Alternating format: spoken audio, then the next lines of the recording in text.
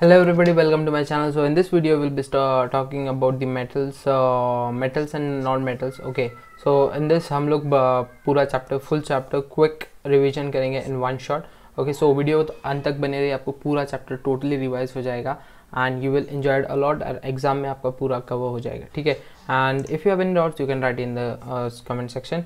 तो गाइस, सबसे पहले रिएक्टिविटी सीरीज ये आपको याद रखनी ज़रूरी है. इसको याद रखने का तरीका है, बहुत सारे तरीके हैं, ठीक है. जैसे केदारनाथ का माली आलू ज़रा फीके पकाता है, ठीक है. तो हाई कोर्ट है आपका, ठीक है. तो अब बहुत सारी टेक्निक है. Potassium, sodium, calcium, magnesium, aluminium, carbon, zinc, iron, tin, lead, hydrogen, copper, silver, gold, platinum, ठीक है. तो हाइड्रोजन इसमें से जो आपको जो ये ऊपर वाले सिरे ऊपर दिख रहे पोटेशियम बहुत ज़्यादा रिएक्ट करता है वाटर के साथ, विगरसली रिएक्ट करता है. एसिड तो छोड़ ही दो, इसका एसिड के साथ रिएक्शन करना भी बहुत डेंजरस है, ठीक है. तो वाटर के साथ ही बहुत पोटेशियम, सोडियम, इवन दो इसको हम लोग अगर एटमॉस्फेयर के कांटेक्ट में लाते हैं तो it gives a highly explosion.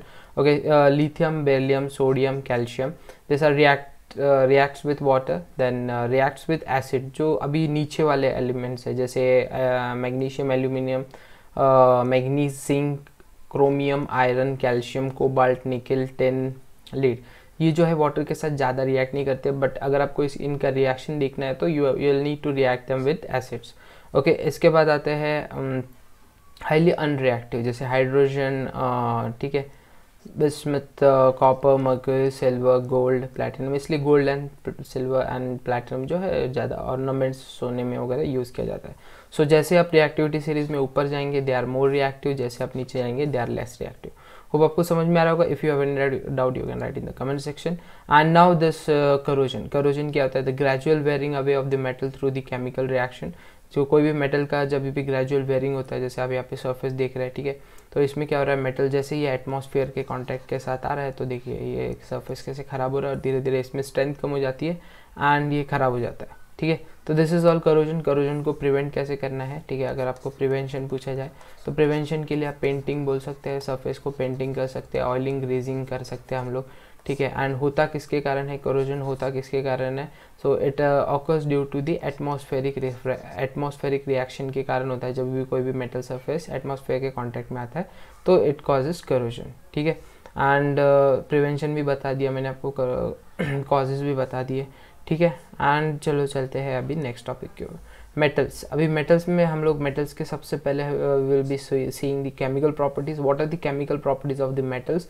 When metals जो है ऑक्सीजन के साथ रिएक्ट करते हैं, when metals react with the oxygen they form metal oxides. When metal reacts with the oxygen they form metal oxides. जैसे यहाँ पे एक एग्जांपल है magnesium plus oxygen, Mg plus O2 gives MgO. When metal reacts with water, जब metal जो है water के साथ रिएक्ट करता है then it gives metal oxides plus hydrogen gas. अब देख सकते हैं when metal reacts with water it gives metal oxide plus hydrogen gas. अभी इसी मेटल ऑक्साइड को वापस हम लोग वाटर के साथ रिएक्ट करेंगे तो it will give metal hydroxide. Metal oxide when reacts with water give metal hydroxide means Na. Okay, this is a metal reacts with Na is a sodium. बहुत hydrogen के साथ वाटर के साथ बहुत डेंजरस रिएक्शन होता है इसका. And metal sodium को पानी में डाल दोगे पूरा निकाल देगा, ठीक है. Metal plus reaction H2 water के साथ रिएक्शन हुआ, NaOH plus H2 plus heat energy. यहाँ पे हम लोगों ने बैलेंसिंग किया, आप मेरे बैलेंसिंग पे भी मैंने वीडियो बनाया, ठीक है. Na प्लस H2 वो gives 2NaOH plus H2 plus heat energy. आप बैलेंसिंग कैसे करना है इक्वेशन अगर आपको ये सीखना है तो मेरे चैनल पे जाके आप वीडियोस भी देख सकते हैं, ठीक है. केमिकल उसमें मैंने बताया, ठीक है. तो अभी यहाँ पे जो है अभी मेटल्स जो है जब देखो मेटल्स को सबसे पहले वाटर के साथ रिएक्ट किया. अभी मेटल्स को जो है हम लोग व्हेन एसिड के साथ रिएक्ट, देखो मेटल्स जो रहते हैं ना वो बेसिक नेचर में होते हैं और एसिड, ठीक है. तो when metals react with acid, मतलब देखो ये एसिड है, metals already they are in basic. तो एसिड प्लस बेस हमने पढ़ा है पिछले चैप्टर में, न्यूट्रलाइजेशन रिएक्शन होता है. तो एसिड प्लस बेस का जब भी एसिड जो है whenever the acid is reacted with base तो it gives the neutralization reaction. Neutralization means salt बनता है, ठीक है. सॉल्ट प्लस वाटर, तो यहाँ पे सॉल्ट है प्लस H2. तो यहाँ पे जो मेटल है Mg रिएक्ट्स विद HCl, ठीक है, dilute HCl gives MgCl2 plus H2, ठीक है. Magnesium chloride, hydrogen chloride, HCl means hydrogen chloride, MgCl2 means magnesium chloride. Plus hydrogen. When metal reacts with chloride chlorine, ठीक है, Cl2, it gives metal chloride. When metal reacts with hydrogen, it gives metal hydride. Okay, now let's move into the next topic. So what are the physical properties of metals? Metals के physical properties क्या है? They are solids. Metals are solids. They have high melting and boiling point. Metals के melting and boiling point बहुत ज़्यादा होता है, इसलिए इसको हम लोग बर्तनों में यूज़ करते हैं, यूटेंसिल्स में। अगर melting point ज़्यादा नहीं होता तो we would not have used in, जैसे हम लोग खाना वाना बनाते सब किस में बनाते हैं, स्टील, एल्यूमिनियम, तो all this are metals, because ये जल्दी जो है गलते नहीं है।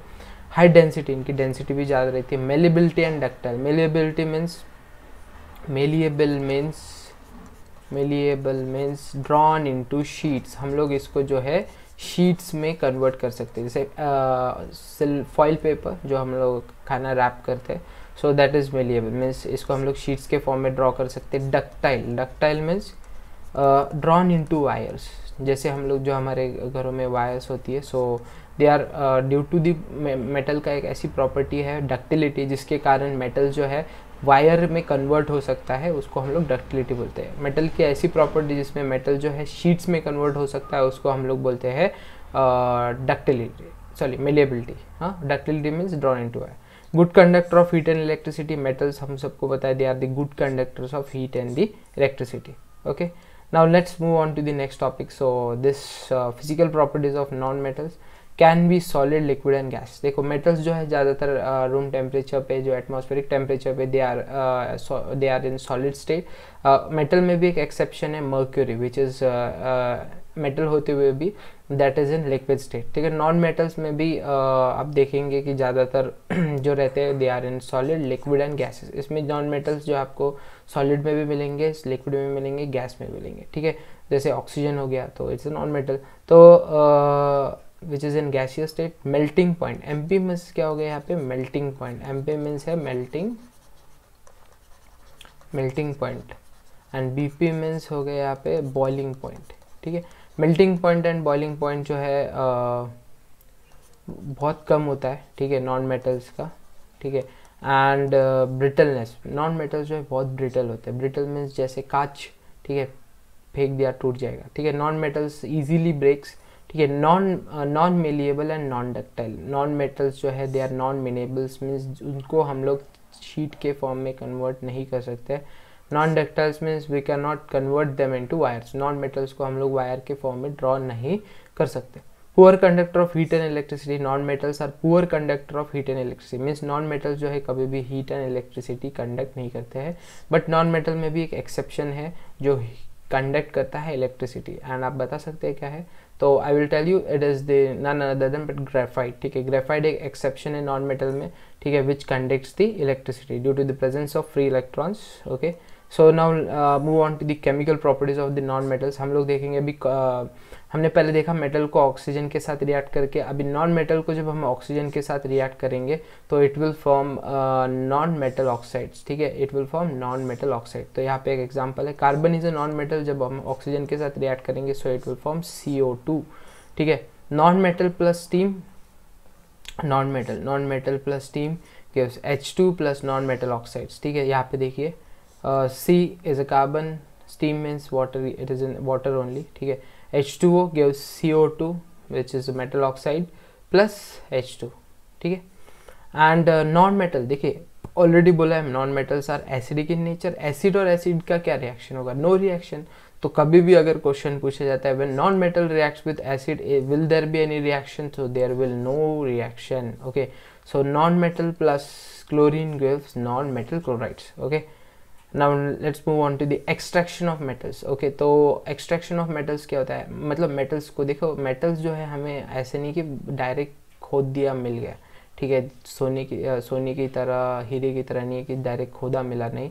एक्सट्रैक्शन ऑफ ओर्स मतलब उसके लिए बहुत प्रोसेस होता है, केमिकल प्रोसेस होता है। ठीक है, बहुत सारे फिजिकल प्रोसेस होते हैं। तो यहाँ पे कुछ प्रोसेस दिया हुआ है, देखिए मेटल्स ऑफ हाई रिएक्टिविटी सिर्फ इलेक्ट्रोलाइसिस ऑफ द मोल्टन और फिर उसको प्योर मेटल के फॉर्म में निकाल, फिर मेटल्स ऑफ मीडियम रिएक्टिविटी, फिर कार्बोनेट और फिर उसको सल्फर और फिर कैटिनेशन, रोस्टिंग, फिर उसके बाद जो है metal oxides of metal, reduction to metals, ठीक है, purification of metal, this are all the stuff, metals of low reactivity series, sulphide और रोस्टिंग मेटल्स, रिफाइंड।